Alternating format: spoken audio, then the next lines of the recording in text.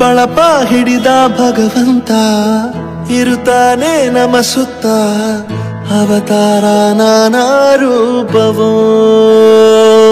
ನಮ್ಮೆಲ್ಲ ಹಣೆ ಬರಹ ತಿದ್ದಿ ಬರೆಯಲು ಕತ್ತಲೆಯಿಂದ ಬಂತ ನಮ್ಮ ಕೈಯ ಹಿಡಿಯುತ್ತ ಕರೆದೊಯ್ದ ಬೆಳಕು ತೋರಲು ಭಯವಾಗಿ ಗದರೋದು ನಮ್ಮ ಬೆಳೆಸಲು